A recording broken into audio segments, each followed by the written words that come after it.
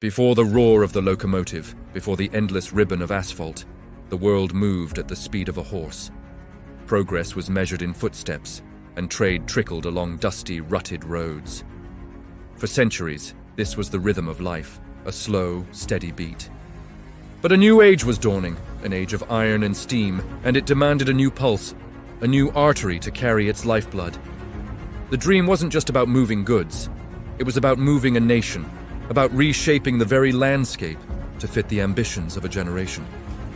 This is the story of how water, harnessed and tamed, became the highway of the first industrial age. This is the story of the canal builders. Our story begins not with a grand design, but with a simple, frustrating problem. A nobleman, the Duke of Bridgewater, owned a coal mine in Worsley.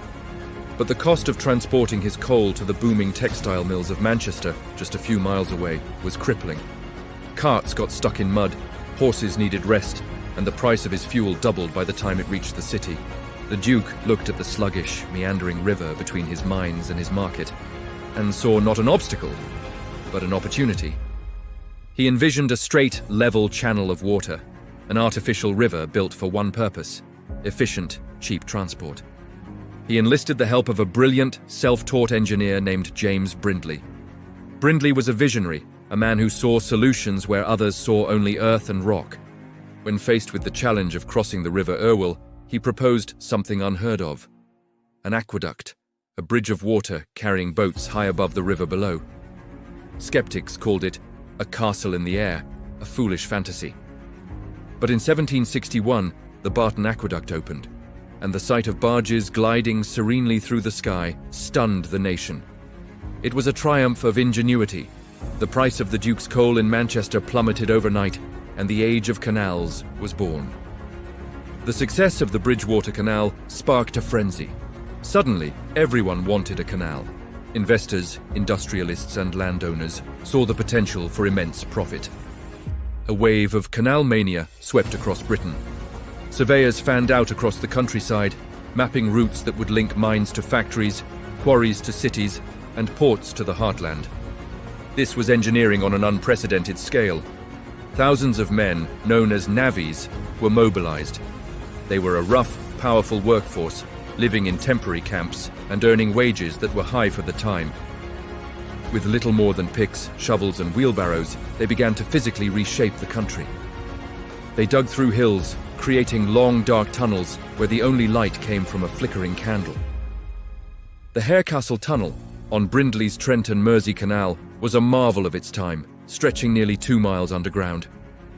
It took 11 years to build, a testament to sheer human grit. Boats were legged through these tunnels by men lying on their backs and literally walking along the tunnel roof. The Navies also built incredible staircases of water, locks. These simple, ingenious chambers allowed boats to climb and descend hills, conquering geography one small step at a time.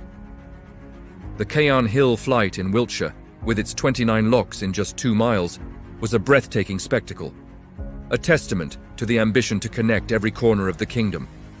The impact was immediate and profound. The cost of transporting raw materials like coal, iron ore, and clay dropped by as much as 75%. Heavy, fragile goods like pottery from Josiah Wedgwood's factories, which would have shattered on bumpy roads, could now be shipped safely across the country. Factories could be built anywhere a canal could reach, not just near a river or coast. Cities like Manchester, Birmingham, and Liverpool exploded in size and wealth, their skylines thick with the smoke of new industries, all fed by the silent, steady flow of the canals. This new network was the circulatory system of the Industrial Revolution, pumping resources in and shipping finished products out. A new kind of society was being forged, one built on speed, efficiency, and interconnectedness.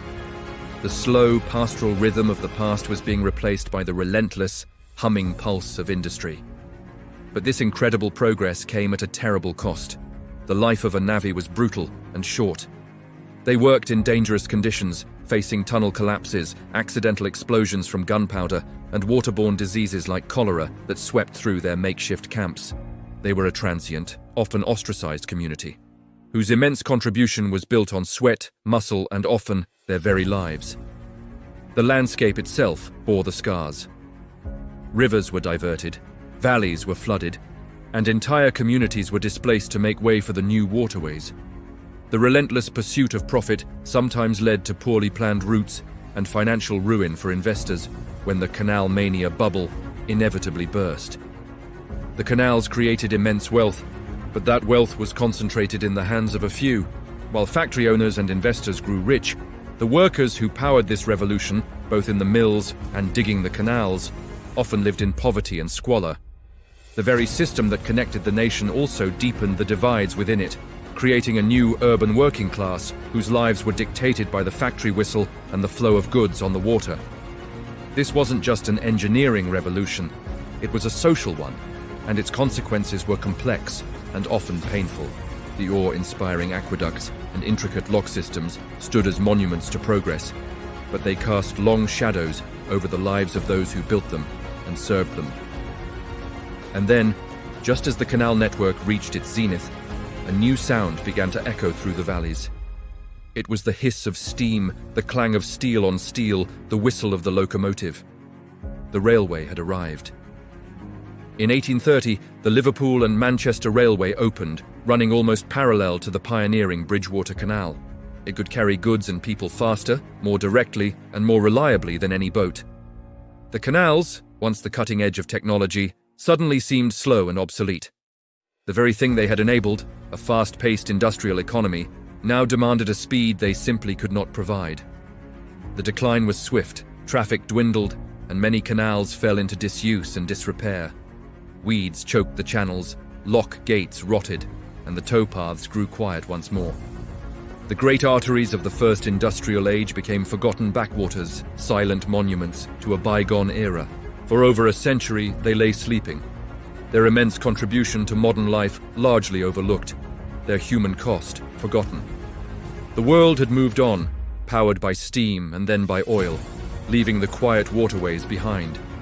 The age of the canal builders was over. But the story doesn't end there. In the latter half of the 20th century, a new appreciation for these waterways began to emerge. Volunteers and heritage societies saw the beauty and historical significance in these derelict canals. They began the painstaking work of restoration, dredging channels, rebuilding locks, and clearing towpaths.